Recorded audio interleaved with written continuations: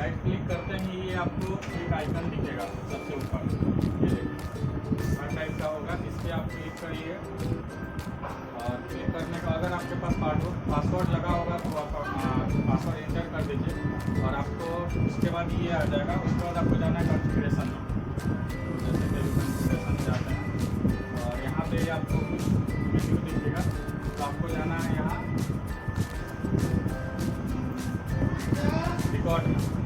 Record में जाते ही आपका जो हार्ड डिस्क है यहाँ पे दिखेगा। तो आपको करना है इस जो बॉक्स बना हुआ है इसको क्लिक करना है। क्लिक कर देने के बाद यहाँ पे देखिए स्लाइड का ऑप्शन है, तो आपको यहाँ स्लाइड पे क्लिक कर देना है। क्लिक करते हैं स्लाइड, ये देखिए ये कह रहा है कि अगर आप ये ओके करते हैं तो इसमें जो भी डाटा होगा ये सब इरेज हो जाएगा। तो हमारा तो हार्ड डिस्क बिल्कुल नया है, तो इरेज हो जाए कोई फर्क नहीं पड़ता। ओके करिए यहाँ पे और ये आपको कुछ लेगा, जैसे कि मुझे आपका रैम 20% होगा।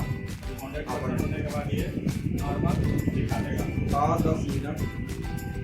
देखिए जैसे ये हमारा हो गया लोकल, ये नॉर्मल बैठा दो प्रोसेस था।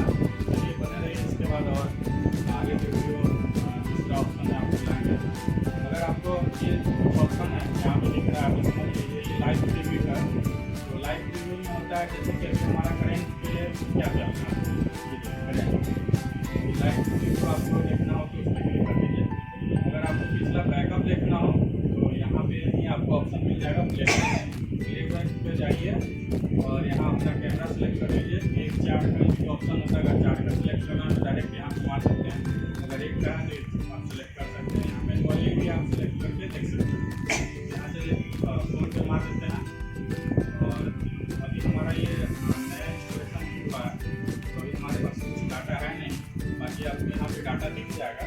ये आपका कैलेंडर आ गया, यहाँ से डेट भी सेलेक्ट कर सकते हैं। चलिए आज के लिए इतना है, फिर मिलते हैं अगले वीडियो।